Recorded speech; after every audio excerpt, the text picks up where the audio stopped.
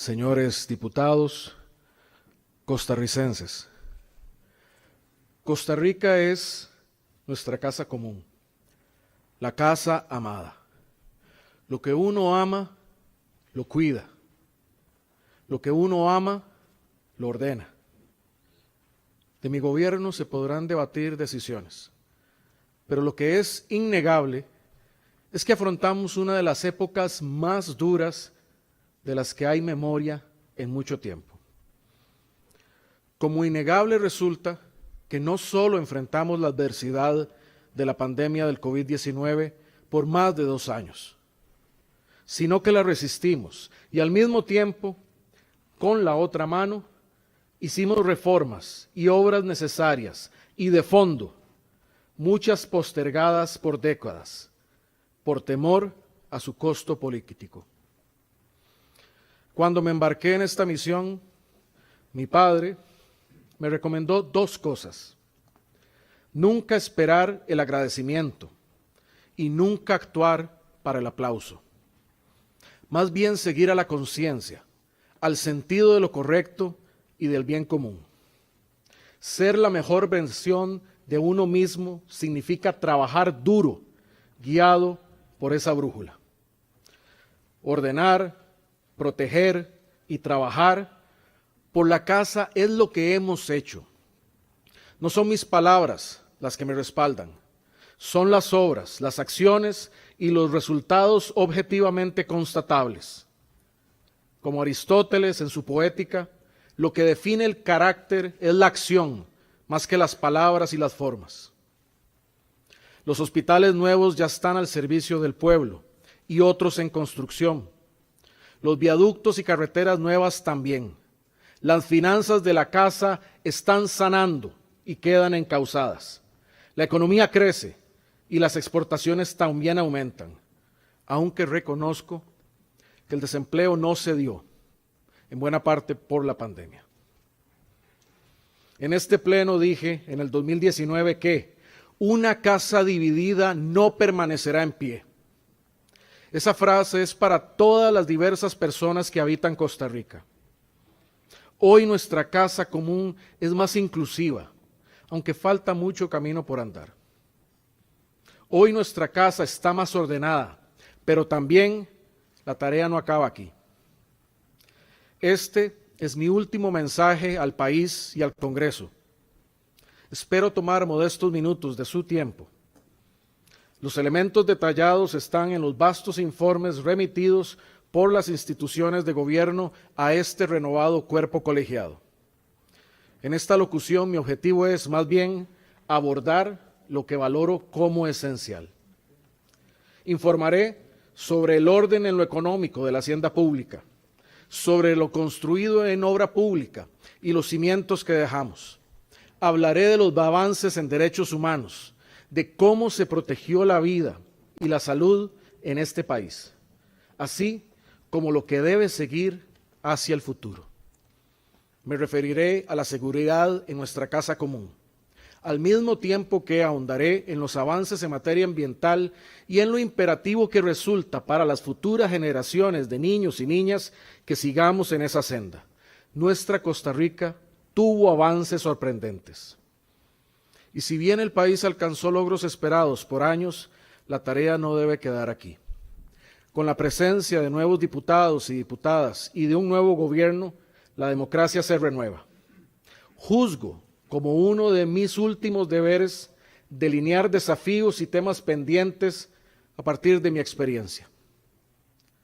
Los guardianes de la democracia, sus instituciones y personas responsables, la prensa libre, la ciudadanía y los partidos políticos que son instituciones indispensables, todos deben cuidar nuestra forma de vida ante los embates de un contexto global convulso y uno local que no debemos dejar que se salga de las manos.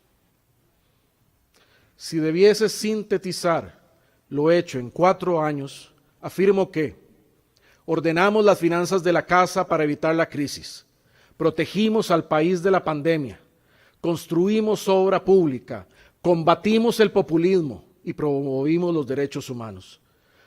Posicionamos al país como un líder mundial en la lucha contra el cambio climático. Empiezo por la economía y las finanzas. El Banco Central informó el viernes pasado que el crecimiento económico del país en el 2021 fue de 7,8%, muy superior al esperado y yendo más allá de la recuperación de la caída provocada por el COVID-19. La economía sí se reactivó. En 2021, Costa Rica rompió el récord de exportaciones de bienes. Como lo informó Procomer, crecieron 24%, alcanzando 14.553 millones de dólares. Es el mayor crecimiento de exportaciones de los últimos 15 años en el país, yendo más allá de la recuperación por la pandemia. Las exportaciones sí se reactivaron. El cierre de la hacienda pública para 2021 estableció que el déficit primario fue de 0,27%, el menor déficit respecto al PIB en los últimos 13 años. Y el déficit financiero cerró en 5,03, el más bajo en 9 años. Es constatable, el gobierno sí puso orden en ingresos y gastos. Cito: las autoridades han realizado avances importantes como parte de su programa económico. Las metas para fines de diciembre de 2021 se cumplieron holgadamente. La Asamblea Legislativa aprobó la Ley de Empleo Público. Asimismo, se tomaron medidas importantes para fortalecer las redes de protección social y mejorar el cumplimiento tributario. Lo anterior dicho por el Fondo Monetario Internacional, que añadió, cito: la posición fiscal se ha visto reforzada por las medidas para aumentar los ingresos del gobierno, la mejora de la administración tributaria y un gasto prudente en el marco de la regla fiscal, incluso tras asignar más recursos para ayudar a los grupos más vulnerables. Cierra cita. Más recientemente, a marzo de 2022, se registró el menor gasto total como porcentaje del PIB de los últimos 13 años, así como el mejor balance primario de los últimos 14 años. Además, a enero de 2022, la producción creció a un 9,1%, el mayor crecimiento desde junio de 1993. Por estos resultados, en marzo, las calificadoras de riesgo Fitch, Standard & Poor's y otras mejoraron la calificación de Costa Rica de negativo a estable, contribuyendo a mejorar el ambiente económico. El Banco Central adoptó medidas para brindar mayor liquidez ante la pandemia y ahora para responder a la amenaza inflacionaria. El contexto externo convulso puede afectar estos resultados, como advirtió el Central el viernes. Precisamente por eso debemos mantener estables las finanzas públicas. La robustez de la hacienda pública no es un fin en sí mismo. Es la forma de darle fuerza a un Estado social de derecho para actuar. Hace cerca de 20 años el problema fiscal estaba identificado y en lugar de resolverse, se fue agravando. Esto debilitó la capacidad del país de invertir en campos del desarrollo, como infraestructura, niñez, mujer, cultura e innovación, así como en los más vulnerables. Nosotros fuimos a la raíz y pusimos orden. Estos números fríos y este orden espartano tienen rostro de personas y futuro. Los caminos rurales en lastre aún sin asfaltar, la deseada expansión de la red de cuidado, la atención a la pobreza extrema para erradicarla, la innovación, la cultura, necesitan un Estado solidario que tenga margen para invertir. Mi gobierno estabilizó claramente la senda de las finanzas públicas, no desde una visión electorera o de triunfos temporales, sino desde la responsabilidad y el largo plazo. Se logró sin despedir personal ni privatizar instituciones, por razones ideológicas. Eso es la defensa del Estado de Derecho. Los números son contundentes. La trayectoria de las grandes deudas públicas ahora es decreciente. Lo será más si se avanza con el resto del acuerdo con el Fondo Monetario Internacional. Digo esto frente a las personas guardianas de este destino, las diputaciones de la República, porque a ustedes les corresponderá aprobar los nuevos ingresos y gastos del Estado. Decidí resolver este problema fiscal y económico, convencido que es la principal traba para nuestro desarrollo y el principal riesgo para nuestra gente. Lo hice sabiendo las limitaciones que imponía y los costos políticos que pagaría, pero sobre todo porque anhelo que seamos un país más próspero y desarrollado. Ruego que no nos echemos para atrás. Ruego que no pensemos en términos de un titular o una elección. Pensemos en esta y en la próxima generación. Pensemos que tenemos que abrirle espacio al futuro y ruego que hagan todo lo contrario de lo que se espera de un político tradicional. Costarricenses, me he esforzado por dejar la casa en orden. La evidencia dura demuestra que así se ha hecho. Para alguien más, la dificultad de hacerlo o la pandemia misma pudo ser excusa para no completar otras tareas. Ese no es mi caso. Ahora les hablaré de la obra pública. Para los costarricenses que durante las últimas décadas visitaron otros países de la región centroamericana, era evidente y motivo de vergüenza el rezago de nuestra infraestructura pública. Los atrasos afectaban a personas conductoras y peatones, pacientes hospitalarios, a estudiantes en centros educativos y a comunidades en su acceso al agua. La tarea de construir obra pública es el esfuerzo continuo para el desarrollo. En estos 4 años, las obras mismas son prueba irrefutable de que el país avanzó en esta materia.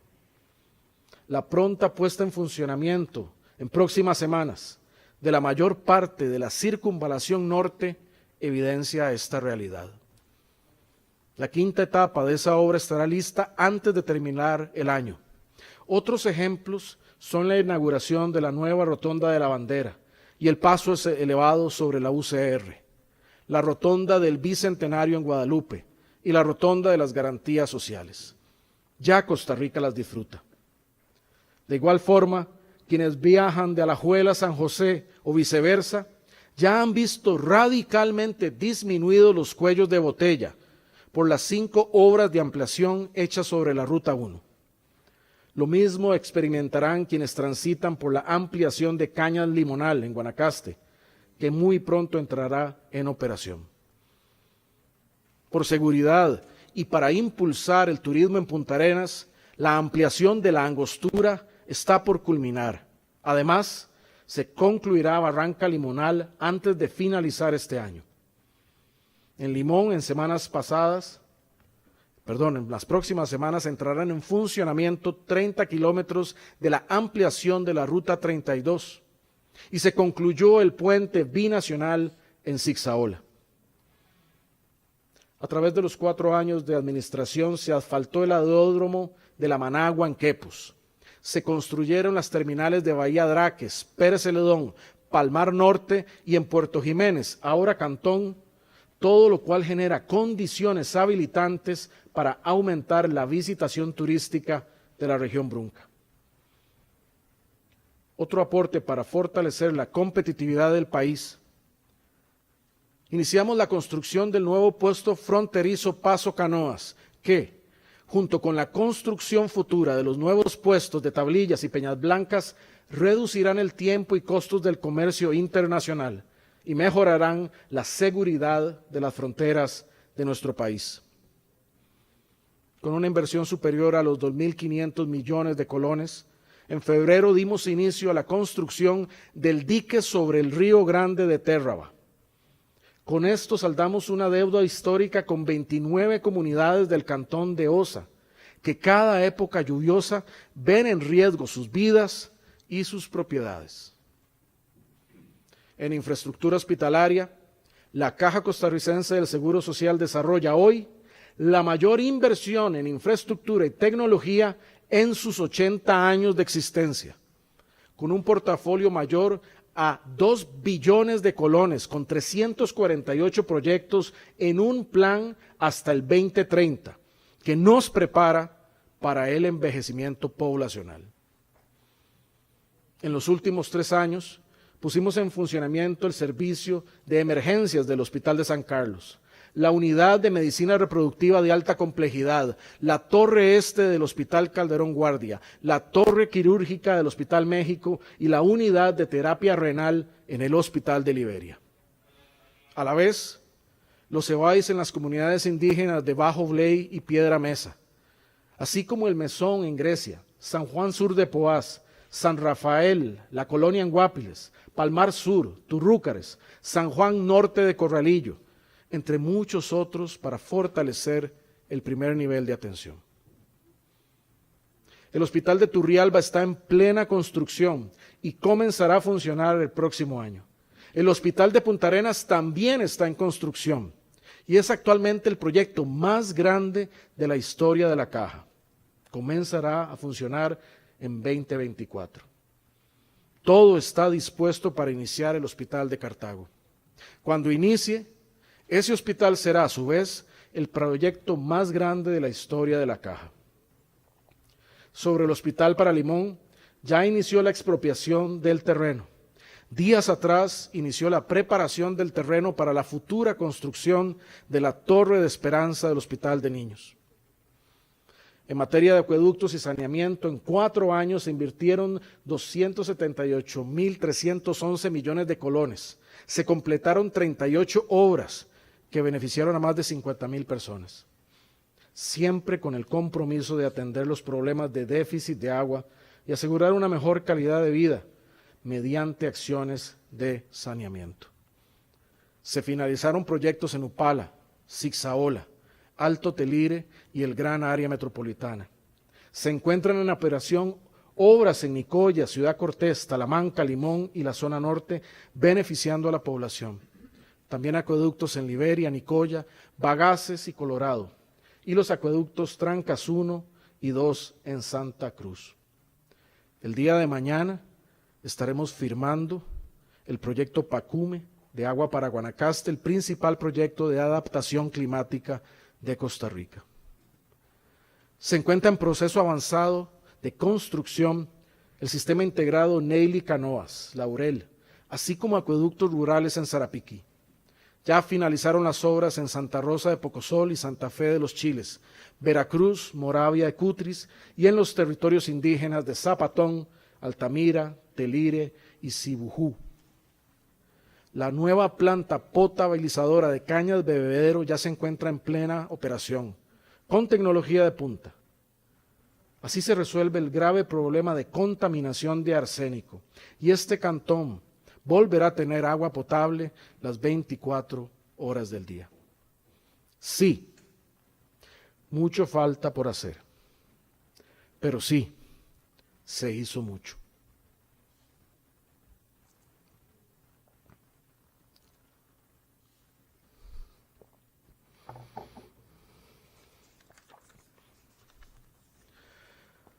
Los cimientos de un país no son solo de carácter material.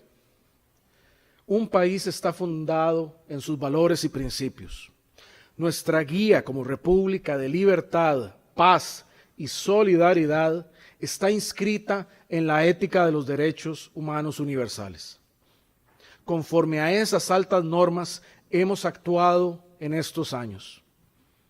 Nadie puede ser discriminado por creencias religiosas, por etnia, género, orientación sexual o edad. Porque creemos en esto, trabajamos como un gobierno laico, de todas y todos. En la libertad de las personas reside el derecho del individuo a la autodeterminación. En la libertad de los otros está mi libertad. Defendimos el derecho de toda persona a casarse con su pareja frente al Estado. Y hoy tenemos una sociedad más libre e inclusiva gracias al matrimonio igualitario. También aplicamos una serie de políticas públicas de reconocimiento de derechos para la población LGTBIQ, incluida legislación contra los crímenes de odio.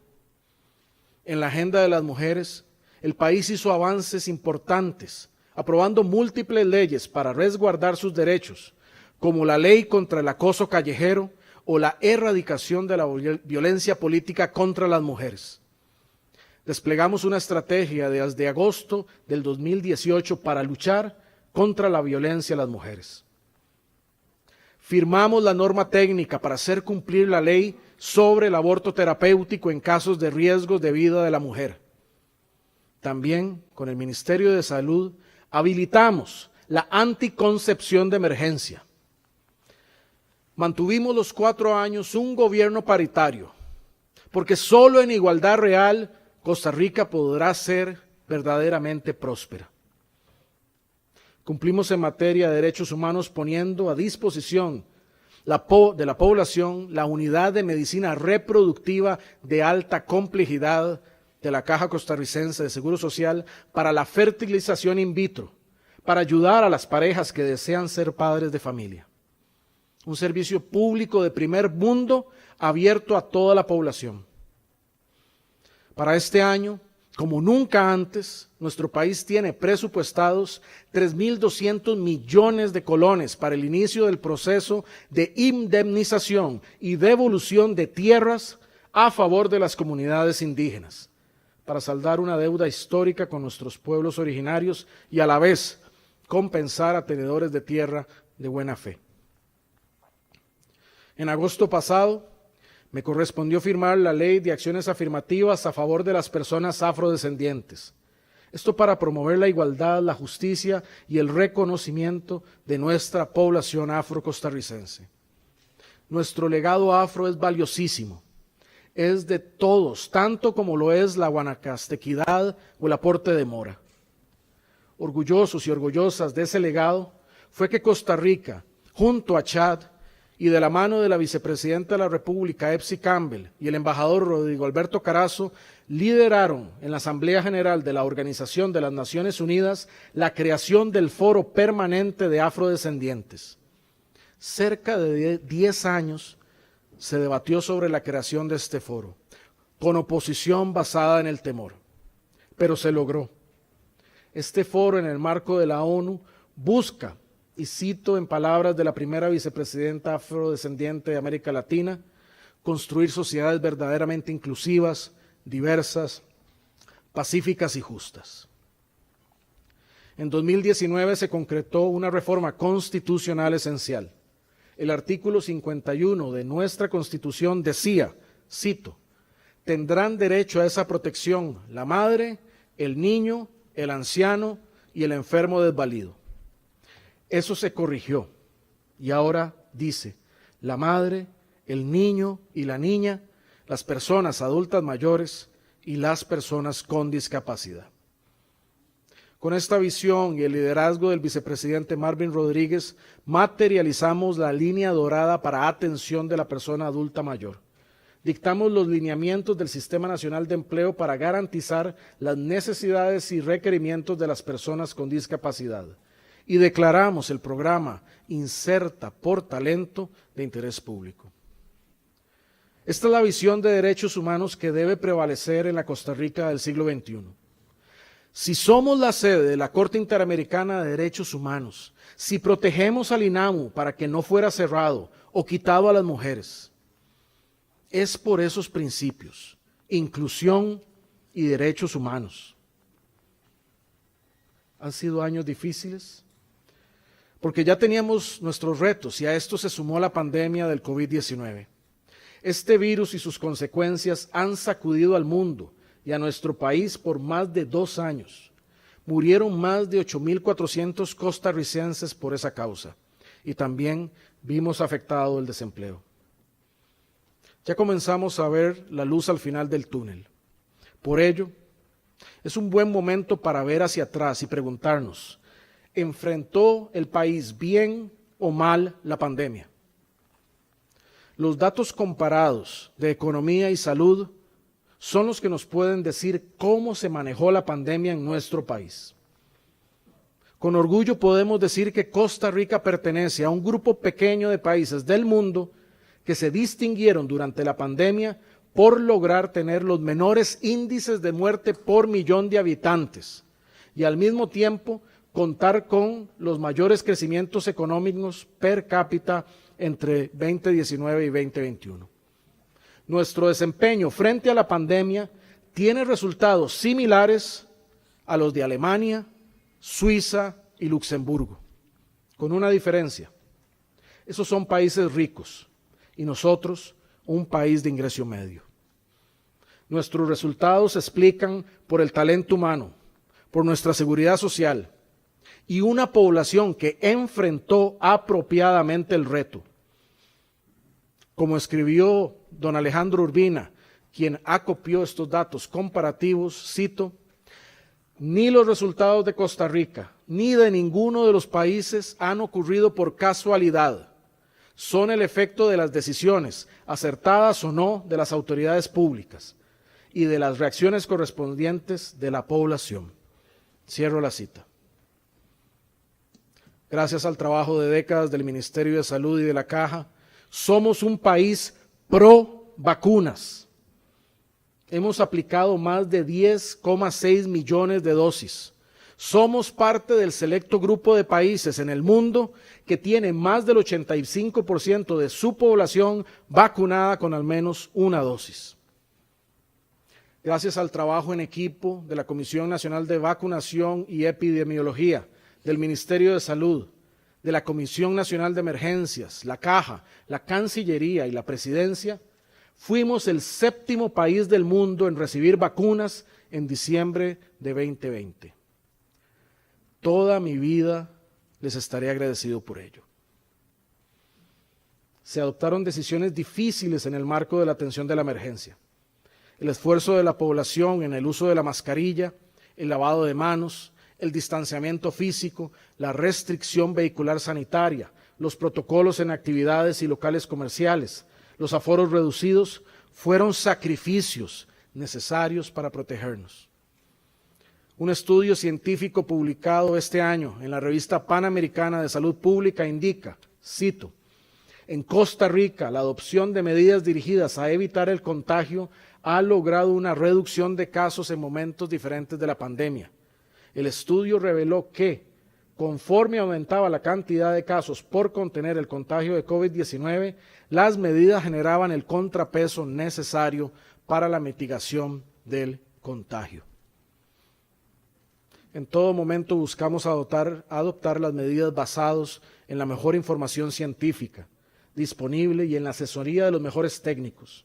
Buscamos siempre mantener un balance entre la salud de nuestra población y la salud de nuestra economía y empleo. Rehuimos en todo momento del populismo político de pandemia. El aparato público se puso a prueba.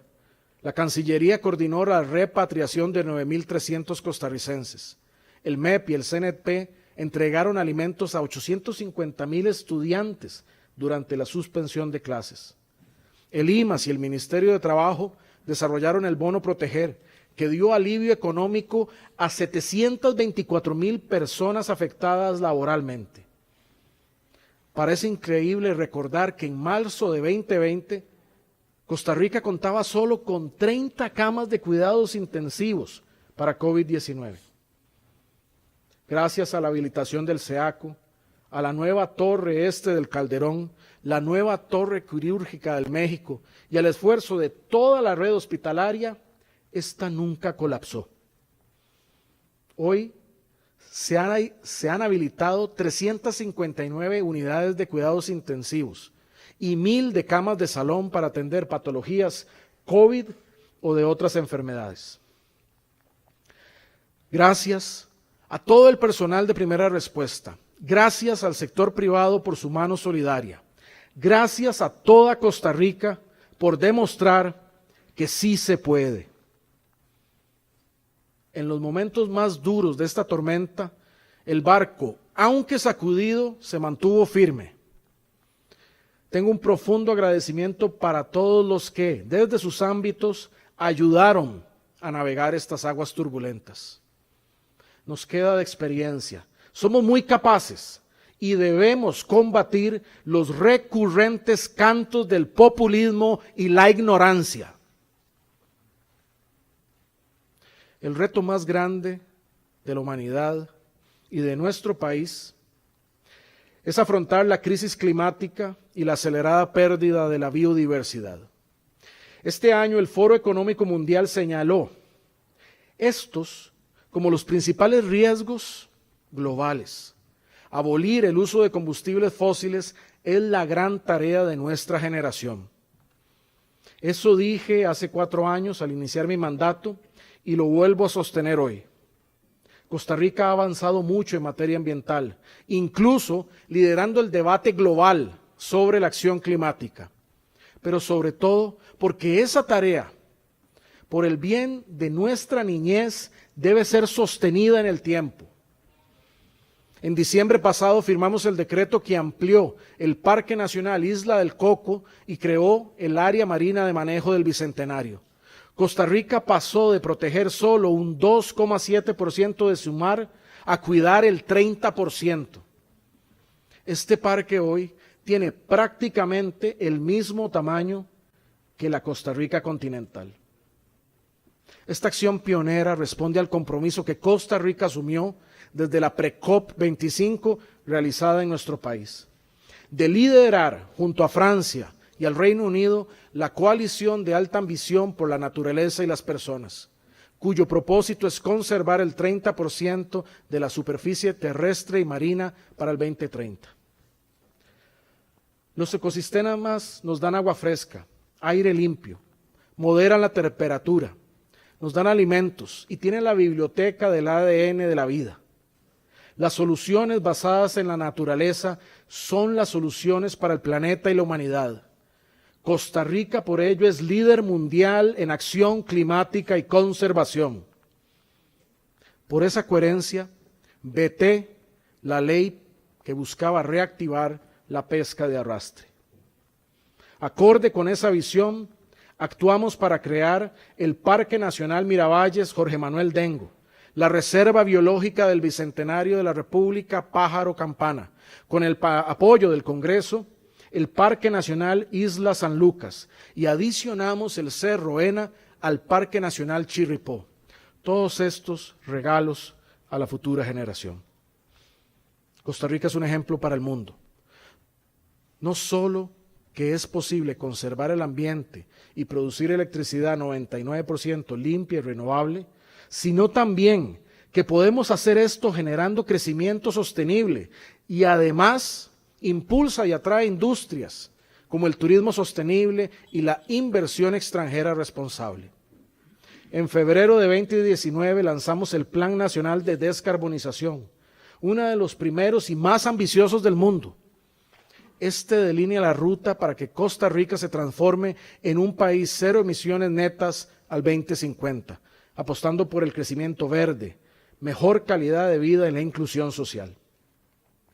El país cumplirá para 2022 con el 83% de las metas planteadas para el plan, de la primera etapa del plan de descarbonización. Con la instalación de centros de recarga hoy se puede recorrer todo el país en carros eléctricos. El método de producción NAMA está ya en café, ganadería, caña y musáceas. Quedan listos para desarrollarse 2 proyectos de trenes eléctricos. El tren eléctrico metropolitano, con el primer crédito que el Fondo Verde del Clima ha otorgado mundialmente a un proyecto ferroviario. Tiene condiciones inmejorables y con la opinión del Fondo Verde, que es uno de los mejores proyectos que han analizado.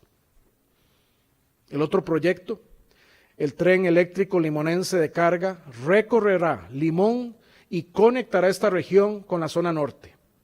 Es tan rentable que puede ser desarrollado en alianzas público-privadas. Estos proyectos no solo mejorarán la salud, reducirán las presas y también tiempos de traslado. También nos harán más verdes y competitivos. Estos proyectos tienen el potencial de inyectar al país $2,000 millones en inversión para reactivar la economía y el empleo. Son parte del portafolio que el país y la próxima administración podrán ejecutar por el bien de Costa Rica. Los trenes son para y por Costa Rica. Hagámoslos. Está demostrado que el plan de descarbonización, además de éticamente correcto, es también económicamente deseable. El estudio del BID, la UCR y la Corporación RAND arroja que el plan al 2050 generará, escúchese bien, $41,000 millones en beneficios netos para el país. Por sus beneficios debe continuarse. Hoy la humanidad, como nunca antes, está frente al dilema de su propia extinción. Es imperativo que prohibamos la explotación y la exploración petrolera y de gas. Son prácticas nocivas para el planeta y contrarias al modelo costarricense. También invito, con respeto al Congreso, a aprobar el acuerdo global forjado en Escazú. Nuestra política ambiental es buena para atraer turismo e inversión extranjera responsable. Un ejemplo claro es la inversión de $200 millones que la empresa Bayer inició en nuestro país el año pasado. La gran empresa alemana respaldó su decisión de invertir aquí por la afinidad con la política de sostenibilidad del país. Lo mismo ocurre con el desarrollo de la industria del hidrógeno verde. En 2018, el gabinete llegó a la toma de posesión en un bus de hidrógeno y no fue solo un gesto.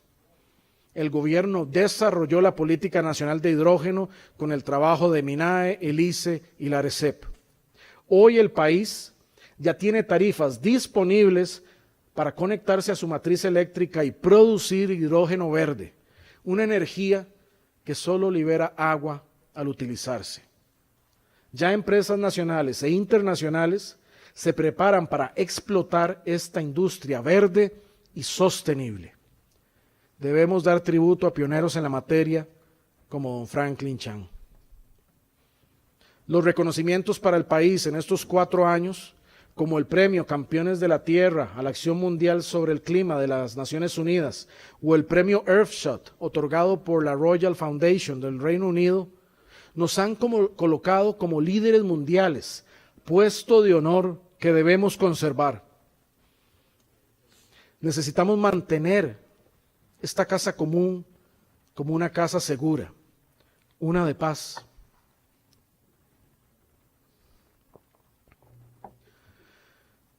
Desde el inicio de nuestra administración, hicimos de la seguridad una prioridad. La labor policial es una de protección y de contención. No podemos pretender mantener la cohesión social desde la represión, y a eso me referiré luego. La acción en seguridad ciudadana fue intensiva. Desde 2018 se realizaron cerca de 500 megaoperativos. Esto permitió reducir los asaltos violentos de 16.641 en 2019 a 8.824 en 2021. Las cifras de la seguridad pública también señalan una disminución en hurtos, robo y tacha de vehículos y robo de ganado. Mientras en 2018 y 2019 incautamos 35 y 46 toneladas de cocaína y marihuana respectivamente, en 2020 y 2021 se atraparon cada año más de 71 toneladas, siendo estas cifras récord. Esto demuestra nuestra capacidad mejorada operativa contra el narcotráfico, pero también refleja la preocupante dimensión del tráfico de drogas. En tiempos difíciles para las finanzas públicas, mejoramos los salarios de los policías. Además, en este periodo compramos más de 80,000 uniformes, más de 6,000 chalecos antibalas nuevos, 18,000 pares de botas nuevas, 1,500 unidades móviles nuevas, y se pusieron en operación 9 embarcaciones y 3 aeronaves adicionales. Desde 2018 y hasta la fecha se han realizado 221 interdicciones a embarcaciones, y con la ley aprobada por el Congreso en 2021 ya se han destruido 9 pistas clandestinas y se continúa. Se atendieron las manifestaciones sociales, donde la profesional acción policial evitó que hubiera heridos civiles de gravedad. Pasamos de tener el año más violento en 2017, con un índice de 12,2 homicidios por cada 100,000 habitantes, a cifras de 11,7 en 2018, 11,2 en 2019 y 2020 y 11,4 en 2021. Este trabajo lo realizaron los cuerpos de seguridad ciudadana al mismo tiempo que atendieron la pandemia. Logramos una disminución histórica del hacinamiento carcelario. El país pasó de tener más del 40% de hacinamiento a tener en marzo de este año solo un 5,8% de sobrepoblación. Esto gracias a 2,200 nuevos espacios creados, como con el complejo Terrazas, o rehabilitados, con una inversión de 22,869 millones de colones. Se inauguró el programa de regionalización de la mujer, con sedes en Pocosí, Pérez Celedón y Punta Arenas, para acercar a las mujeres privadas de libertad a sus comunidades, a sus familias y a sus redes de apoyo durante el cumplimiento de su sentencia. Esto con una inversión de más de 1,460 millones de colones. También se concretó el mayor ingreso de policías penitenciarios de la historia, con 675 nuevos oficiales, saldando una deuda histórica con el fortalecimiento del sistema penitenciario. Todo esto para dar cumplimiento a la ley, proteger los derechos humanos, tanto de las víctimas como de las personas privadas de libertad. Quedan disponibles para ejecución del próximo gobierno los recursos del crédito aprobado con el BID para la construcción de 8 centros cívicos más en distintas partes del país, así como de varias delegaciones nuevas de policía. Esto permitirá seguir fortaleciendo la prevención, así como la seguridad ciudadana de Costa Rica. Señoras y señores costarricenses, lo que he dicho son todos hechos constatables por cifras u obras palpables sujetas a comprobación. Son fruto del trabajo y la colaboración de muchas personas y entidades, incluyendo alianzas público-privadas. Y las veo como prueba de que en tiempos difíciles este país puede progresar. Ejemplo es nuestro ingreso a la OCDE, lo cual requirió la aprobación de 14 leyes y la superación de 12 comités de evaluación para hacernos orgullosamente el 4º país de Latinoamérica y el primero en Centroamérica en ser parte de esta ventajosa organización en términos de gobernanza democrática y eficiencia pública. Ejemplo es que el INS, una empresa pública que alcanzó en 2021 récord de utilidades por 198,414 millones de colones, 64% más que el año pasado. Es una empresa de y para los costarricenses y que pudo otorgar 75,000 millones de colones, más de 110 millones de dólares para las familias del bono proteger. En el caso del ICE, se tomaron las acciones financieras y operativas para darle mayor robustez.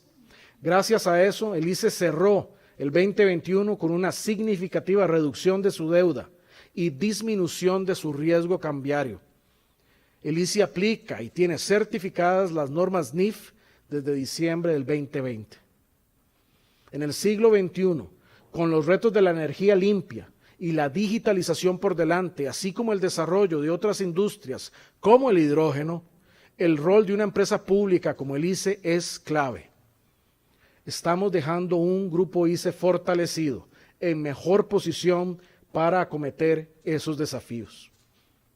En Habdeba se realizó una transformación radical donde la institución pasó de tener 1.189 empleados a tener ahora 480, respetando los derechos de los trabajadores que fueron prejubilados, trasladados a otras instituciones o formaron sociedades de servicios portuarios. Es ahora una empresa que está en ruta a su estabilidad económica. Ha aumentado sus negocios en carga y cruceros y están en trámite los proyectos del Canon, los cuales se encuentran en fase de aprobación presupuestaria ante la Contraloría. La transición al funcionamiento de la terminal de contenedores y de Habdeba se logró en paz y sin detener la actividad portuaria. Estos son ejemplos de que las empresas del Estado, tomando decisiones y acciones, pueden ser reencausadas y bien administradas para el bienestar del país.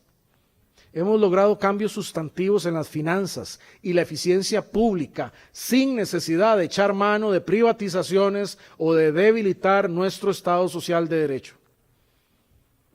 Quiero dejar constancia de que creo en el rol que juega el CNP para el país y para sus agricultores.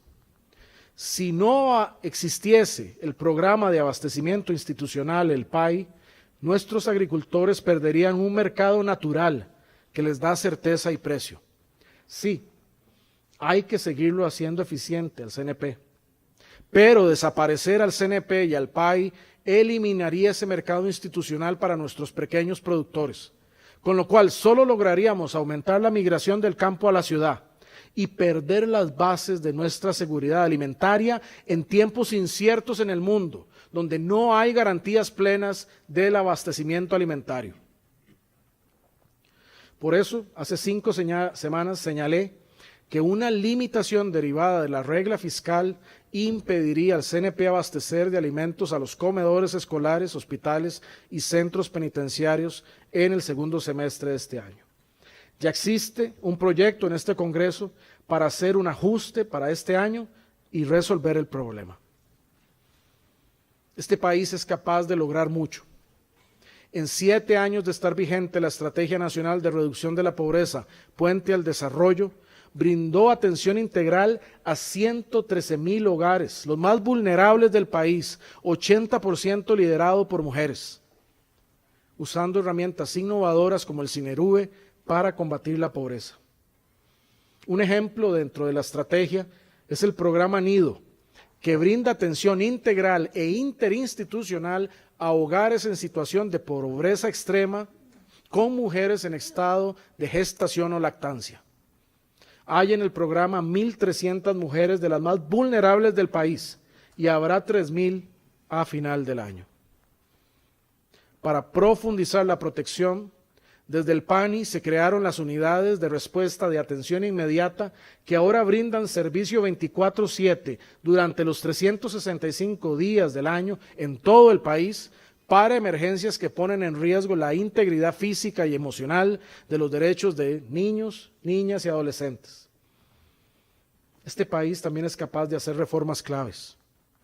Fuimos capaces de hacer la Ley de Educación Dual, que esperó una década para ser aprobada. Por esta ley, jóvenes hoy se están educando y a la vez haciendo prácticas de empleo en empresas como Intel, zonas francas, industrias y hoteles.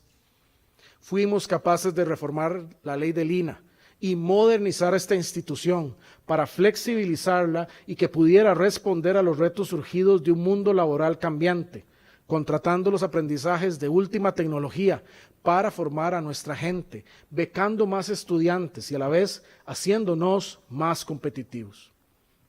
Costa Rica fue capaz de aprobar una ley de empleo público que traerá orden y mayor equidad entre trabajadores públicos y entre trabajadores privados y públicos, sin despedir personas, sin bajar salarios, logrando ahorros considerables en las finanzas públicas, las finanzas de todas las personas contribuyentes del país. A través de decisiones adoptadas por la Junta Directiva de la Caja Costarricense del Seguro Social en este cuatrienio, Costa Rica amplió la sostenibilidad de su IBM al menos hasta el 2050, extendiendo en 15 años la suficiencia de la reserva a través de la eliminación de la pensión anticipada. Esto para garantizar a más personas su pensión. En este periodo se limitaron al máximo constitucional las pensiones de lujo. Se aprobó la ley que obliga a estas pensiones a aportar la contribución solidaria para la lucha contra la pobreza, logrando así un ahorro anual de más de 17.000 millones de colones y saldando una deuda moral del país. Después de 20 años de debate y luego de la efervescencia social de finales del 2020, se creó el Consejo Consultivo Económico y Social. Este reúne sectores de todo tipo de la sociedad civil con una amplísima representación. Es una herramienta valiosísima para el diálogo y la paz social. También, con la Ley de Fortalecimiento de las Finanzas Públicas, se obligó a profesionales liberales a registrar cobros para evitar evasión. Igual que el IVA redujo la evasión fiscal gracias a la trazabilidad y puso a pagar sectores que antes no contribuían. Eso es justicia social y responsabilidad. En política exterior no solo lideramos en materia ambiental. Junto a Panamá y República Dominicana, lanzamos la Alianza para el Desarrollo en Democracia, hito democrático en una región que requiere de ese esfuerzo. Asimismo, junto a la OMS, lideramos la creación del repositorio libre de tecnologías contra el COVID-19. Con un exhaustivo trabajo del sector público y privado, logramos emitir el decreto para registrar nuevas moléculas y formulados agroquímicos, permitiendo un balance entre proteger la salud, el ambiente y reducir los costos de producción para nuestros agricultores. Una deuda a la cual se le puso un cheque de cumplido. Después de 20 años de retraso, en este periodo se logró diseñar la sectorización del transporte público urbano modalidad buses. Ya se tienen 21 contratos firmados para la entrada en operación de los nuevos esquemas y rutas de buses que modernizarán el transporte público en 8 sectores del gran área metropolitana. El país sigue dando pasos hacia un transporte moderno, público y eficiente. Además de invertir en trenes nuevos, el viernes pasado lanzamos el pago electrónico en buses, como ya lo habíamos hecho en el tren. Esto permitirá que las personas usuarias realicen sus pagos de manera más fácil, rápida y segura. Estos son ejemplos de que sí se puede, de que este es un país que a veces es difícil de gobernar, sí, pero donde es posible gobernar con claridad, tenacidad y persistencia. Claro, el que existan logros necesarios de resaltar no opaca que hay retos pendientes y desafíos grandes para el país. Lo más común después de estos informes presidenciales es que los actores políticos aleguen que el presidente de la República pinta otro país del que existe. Creo que lo correcto es reconocer todos que los logros coexisten con los desafíos y que ambos los debemos ver con realismo y madurez. Como parte de mi deber, de mi aprendizaje de estos años, comparto lo que creo es nuestro principal desafío. Es mi convicción que Costa Rica debe afrontar en los años venideros la creciente desigualdad, que se refleja en pérdida de la cohesión social, y esto se manifiesta en varios campos. Hay quienes preguntarán si este gobierno hizo suficiente en esta materia. Les diría que la base fundamental para enfrentar este problema es asegurar un Estado viable y robusto que pueda acometer la desigualdad. Un Estado quebrado, en default, una economía en picada, solo lo agravarían. Resolvimos primero lo primero. Con esa base, debemos acometer las fuertes desigualdades territoriales, en oportunidades educativas, entre hombres y mujeres, de ingreso y entre sectores. Una sociedad desigual tiene el riesgo de perder su cohesión y puede incubar la violencia. La ruta costarricense es la de la solidaridad y la del Estado social de derecho.